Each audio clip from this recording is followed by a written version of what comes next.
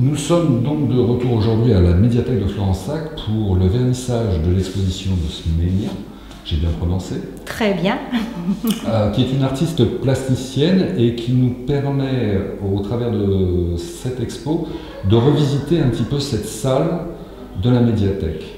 Alors, on disait Smenia, artiste plasticienne. Qu'est-ce que ce terme recouvre pour toi ? Pour moi, ça veut dire que je ne fais pas spécifiquement de la peinture ou de la sculpture ou de la vidéo. Enfin bon, j'utilise différents médiums qui peuvent être la peinture, la sculpture, toutes sortes de techniques que j'emprunte un peu partout dans mes voyages, le bogolan, la tapisserie, le vannage. Bon, tout ça me sert à tenir un discours. Et mon discours, c'est un discours artistique sur le thème, le concept, comme on dit, du territoire et du temps qui passe. Voilà. Donc ce sont des sujets sur lesquels je travaille tout le temps, de façon récurrente, le territoire et le temps qui passe. Tout en utilisant donc à chaque fois ce qu'on pourrait appeler des polytechniques. Oui, en quelque sorte. Ainsi qu'un mélange culturel qui tient particulièrement à cœur. Oui, exactement. Et alors la spécificité de ma démarche aussi, c'est que je voyage beaucoup. Et que le principe, c'est de n'avoir aucun outil sur moi et de travailler avec ce que je trouve.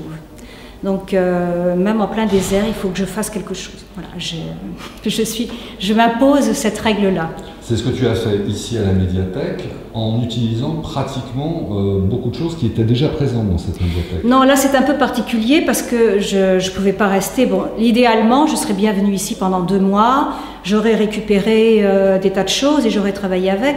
Mais en fait, je ne pouvais pas rester 2 mois ici, c'était pas possible. Donc, j'ai préparé une partie de l'installation, enfin une grande partie de l'installation chez moi, sans savoir exactement comment je mettrais les choses en place ici. Mais les éléments, je les avais déjà, à l'exception des papiers, là, puisque j'avais demandé à la médiathèque de mettre de côté tous les déchets de la médiathèque pendant 1 mois. Les déchets, évidemment, pas les déchets périssables. Et c'était essentiellement des papiers. Donc voilà, je me suis retrouvée avec une grande poubelle de papier que j'ai utilisée dans l'exposition. Tu nous parlais de la confrontation en fait, des objets du passé, du présent, du quotidien.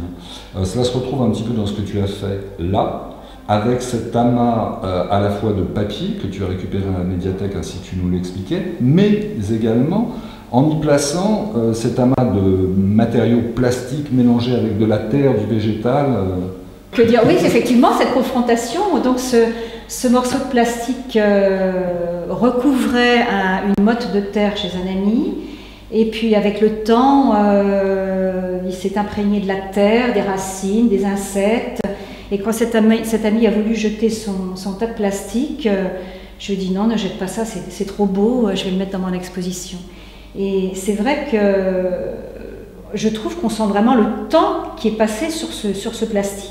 Il a été rongé par la pluie, par la terre, Enfin bon, pour moi, c'est très vivant, ce plastique. Et en plus, je trouve que symboliquement, le rapport à la terre, aux racines, c'est quelque chose de puissant pour moi. Ces objets du quotidien, on retrouve également dans une autre partie de la pièce, à savoir d'un côté ces pots de yaourt posés et ces pots de glace, je pense. Des emballages de glace. Des emballages de glace où tu as placé à l'intérieur des cigales. Des mues de cigales, oui. Le but affiché. Alors le but affiché, ce que je me suis raconté moi, c'est bon, le réceptacle, le côté sacré, mettre en vitrine, voilà, il y a un côté un peu sacré. J'ai mis mes mues de cigales que j'ai triées les unes, enfin je les ai vraiment séparées, sauf quand les cigales sont petites, j'en ai mis 2 ou 3. Il y a une sorte de rituel dans tout ce que je fais. Pour moi, c'est important. Je compte, je calcule, c'est minutieux. C'est jamais mis au hasard. C'est même peut-être obsessionnel si on veut, mais enfin bon, voilà, c'est comme ça. Et donc, j'ai placé mes mues. Les mues qui, évidemment, symbolisent le temps qui passe. Et en plus, ce côté qui se répète, les saisons qui reviennent, c'est sans fin. C'est vraiment le déroulement du temps. Et les mettre en exergue, en évidence, comme ça, en les sortant d'un contexte, en les mettant dans une petite vitrine, dans une petite boîte, c'est les valoriser, les sacraliser. C'est un petit peu ça que j'ai voulu raconter. Oui, mais justement, tu me parlais peu avant cet entretien de l'importance que tu avais vis-à-vis des rites Oui. On la retrouve un petit peu dans cette construction que tu as faite. Même cette espèce de totem dans lequel tu places à la fois des résidus de café, de filtre à café en bas, et également tous ces sachets de thé déjà utilisés. Cet aspect rituel est essentiel dans ton travail? Oui, oui, oui, oui. J'aime beaucoup ce côté répétition des choses chaque jour.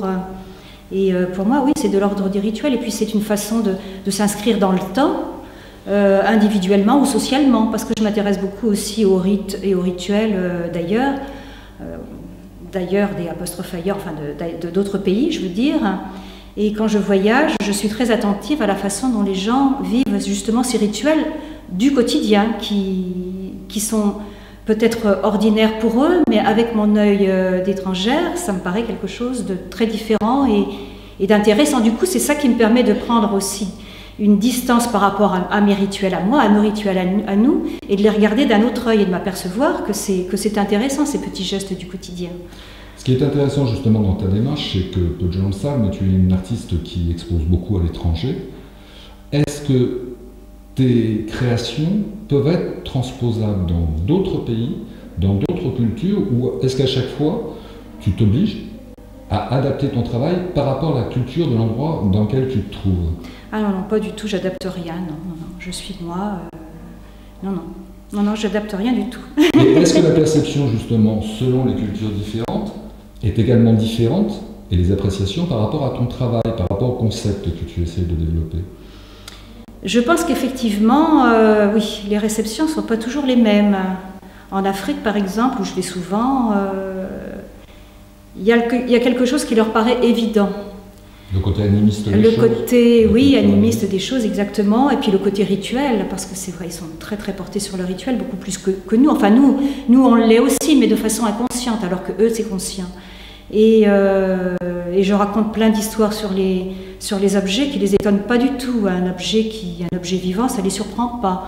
Vivant, enfin, qui raconte quelque chose, qui est porteur d'une histoire, ça les surprend pas. Et quand j'assemble des objets, cet assemblage peut exprimer quelque chose. Enfin, bon, tout ça est évident pour eux. En France, un petit peu moins, mais bon, il suffit qu'on parle un petit peu, puis en fait, les gens comprennent très vite. Parce qu'en définitive, je pense que je fais référence, dans ma façon de travailler, à des gestes enfantins, des gestes quand on était petit. Ramasser des choses, les trier. Les gamins, quand ils se promènent, ils voient des beaux cailloux, ils les ramassent, des beaux petits morceaux de bois, ils ramassent, ils accumulent, ils trient. Et je pense que ça parle à tout le monde en définitive, ce que je fais.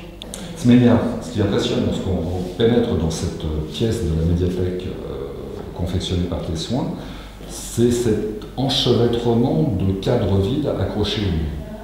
Quel était ton but? Alors mon but, c'était qu'effectivement, en entrant, la première chose qu'on voit, ce sont ces cadres. Donc ça interpelle. Hein. Je pense que les gens se demandent qu'est-ce que ça veut dire, pourquoi, comment. C'est le vide. Et puis après, quand on a vu les cadres vides, on voit le reste, ça se remplit. Mais quand même, on se pose des questions sur ces cadres. Et j'ai voulu, moi, que ce soit l'interrogation précisément, et que chacun y mette ce qu'il voulait. Laisser sa part d'imagination à chaque spectateur. Absolument. Chacun interprète le vide de ces cadres comme ça lui convient, ou comme ça par rapport à son histoire. Donc jusqu'à présent, j'ai eu des interprétations très différentes, et c'est ça qui m'intéresse, quoi. C'est que... Oui, parce que pour certains, ça peut représenter très bien l'absence, pour d'autres le passé, pour d'autres l'avenir peut-être exactement, incertain. Voilà. Soit les choses qui ne sont plus là, soit les choses qui vont arriver. Mais bon, en tout cas, c'est l'absence. Mais l'absence, ça ne veut pas dire qu'il n'y a rien eu et qu'il n'y aura rien. Ça veut dire maintenant, à l'instant T, il n'y a rien dedans. Mais voilà. C'est une absence à remplir. C'est une absence qui a été remplie, qui est pour l'instant qui est là et qui est peut-être à remplir, sans doute à remplir, voilà. Ben écoute, merci beaucoup Sménia de nous avoir accordé ce court entretien. Un mot juste pour que tu nous parles un petit peu de ton actualité, de tes projets. Bah, des projets là, il y en a tout le temps. Donc bon, j'ai beaucoup d'amis en Afrique qui me sollicitent pour que je revienne, parce que là, j'y suis pas allée depuis 1 an et demi, donc qui me sollicitent pour que je vienne les voir et qu'on travaille ensemble. Et puis j'ai des projets aussi avec des amis ici dans la région, ce qui est nouveau pour moi puisque j'étais souvent en voyage et donc jusqu'à présent je m'engageais pas pour beaucoup de projets ici, mais donc maintenant je vais le faire. Voilà. Donc l'occasion pour nous de te redécouvrir certainement dans un autre lieu d'exposition, mais proche et restant dans la région. C'est tout à fait possible. Merci beaucoup, félicitations pour cette exposition et beaucoup de réussite. Eh bien, merci beaucoup.